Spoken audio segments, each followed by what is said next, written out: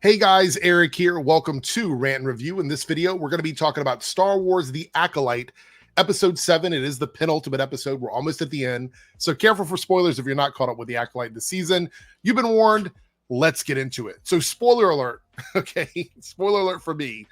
I didn't enjoy this episode. I think this was my second least favorite episode of the season. Obviously, episode 3 was my least favorite. It might be my least favorite episode of Star Wars ever in terms of TV shows. It's tough because I didn't like Book of Boba Fett.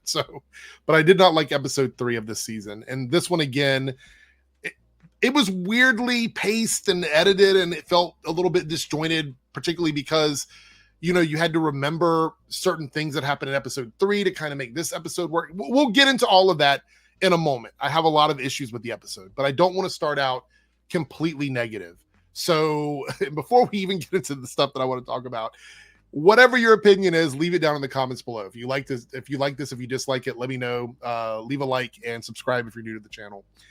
All right, so let's talk about the good stuff. The good stuff is we got to see a lot of these characters back that we lost along the way. Kelnaka, particularly because we didn't really get to see him do anything in the episode where we were on the jungle planet. The forest planet. We didn't really get to see him do a lot there. So it was good to see him back. And we got an amazing fight scene between him and Saul, which I really enjoyed. Thought that was great. Literally all the Jedi were back. And Dara was back. Like, it was a great episode for that, to get to see these characters come back and we get a bit more perspective on them, which works great for this season, for this series, because we know that when this is over with and it ends, these characters aren't with us anymore, with the exception of Saul. Maybe. I'm still trying to figure that one out. But we get to see sort of their side of the story, the other side of the coin from episode 3. And I think that was important. We got to find out why the Jedi did what they did, why that decision was made, sort of the mental and emotional state of Coral and Anastasia when we got to that final battle. We get to find out about Vergence and the fact that these two, Osha and May, are identical, not just twin sisters or, some sort of forced children that look alike. They are literally, as far as they can tell, identical, like the same person split into two, which I think is quite interesting. I don't know if there's anything in the expanded lore about that, but I thought that was kind of cool. So all of that was great. We got the question answered on what happened, why they were covering this up, why Saul didn't want to tell Osha what happened. There's a lot of heavy stuff in the episode that I think was quite important. So all of that was great. I think the fight scene at the end was great. So in that regard, I did find it a lot more interesting than episode 3. So it slightly edges out episode 3 when it comes to that. I think there's a lot of theories that we could talk about, like what role this will play in the greater Star Wars universe. Will it ever lead into anything else? Will we get a second season of the show? Will it tie more into these characters? And we have no idea what's going to happen between May and Osha in the last episode. Are they going to combine into one person? I guess we'll have to wait and see. We only have a week, so not too much longer to wait. So all of that stuff I thought was great. No issues with that. So that part was enjoyable for me. But I've mentioned this before, but I'm going to mention it again in case this might be your first time watching my channel.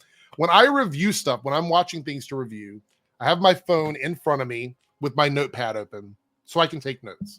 Now, if I'm really enjoying something, I'm having a good time with it, I usually forget to take notes, and then I have to scramble after the episode is over to write out what I want to talk about. If I'm engaged and I'm actually doing my job with my review stuff, I will take notes, like little bullet points of things that I want to talk about. And that's typically all I need. I can build my videos around very small notes.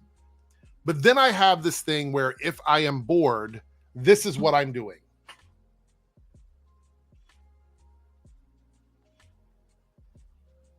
I'm playing on my phone.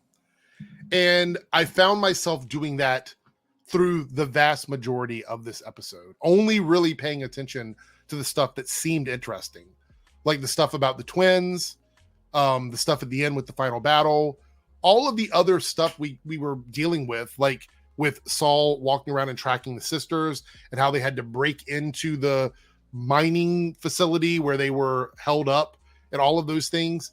I don't know. I just wasn't very engaged with it. And part of that had to do with the fact that outside of understanding the motivations for these characters, we had seen all of this play out before in episode 3.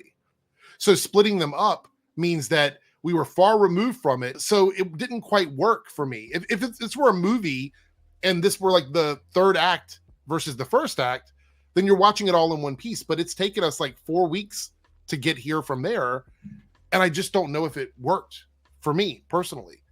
I just didn't feel that engaged with it.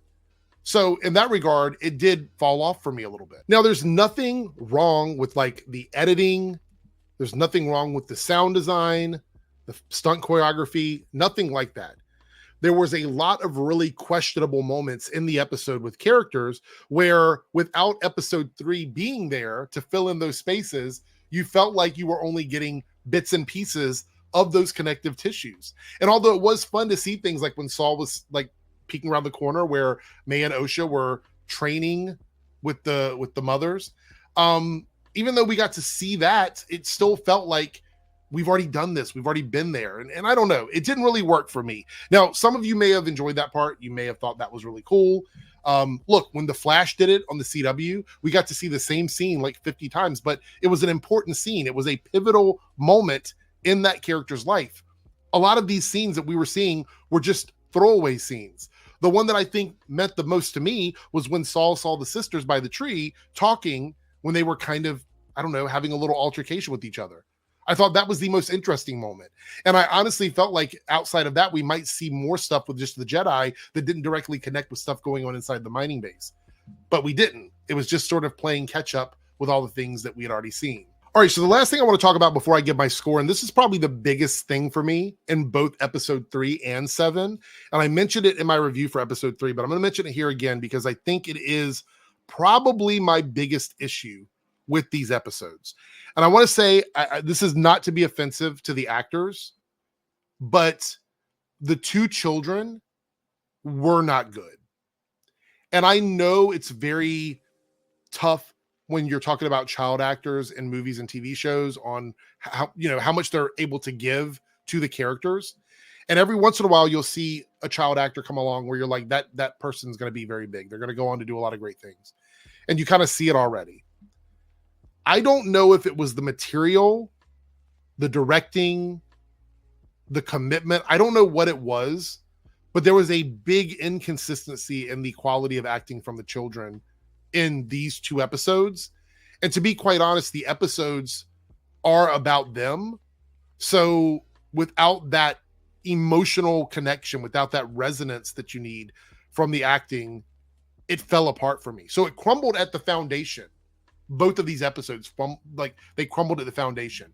If it were not the stuff with Kelnaka, if it were not for the stuff with Saul, with all the Jedi, with the cool stuff we found out with Anasia when she transformed, all of these things, if it were not for those moments, I don't think this episode would have been any better, in my opinion, than episode 3, which was clearly the worst episode of the season. So for me, that's kind of how it all fell apart. So in that regard, I just didn't truly enjoy the vast majority of this week's The Acolyte. Now, you can totally disagree with me, and I'm going to give my number score here in a second. You can totally disagree with me, and I'd love to hear why down in the comments below, like what the reason is, if you can give some specifics. But I think I've given like my thoughts and opinions on most of the episode. I am excited to see how they're going to wrap up the season, and if we get more story, if they leave us on a cliffhanger to give us more, I would love to see that. With that being said, I'm going to give this episode a 6 out of 10. It's slightly above average. And I think I'm being generous here. I think a lot of people are going to say you're being super generous. And maybe I am. Maybe I am being generous a little bit because I did enjoy seeing the characters back. And I wanted to see Kelnaka fight as a Jedi. And even though he's being controlled by the witches, I still thought it was really cool. So for me, I'm going to give it a 6 out of 10 for the end of the episode. But if that wouldn't have happened, if we would have not had all of that stuff at the end, this would have been 5 and below. It would have been below 5 probably. So that really did bring up the score for me. Also, YouTube has this new system where there's 3 thumbnails that get tested. So you may see 3 different thumbnails for this video.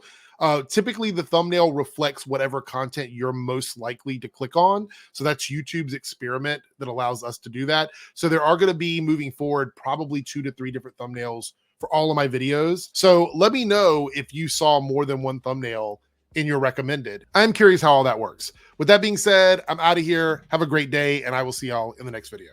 Bye.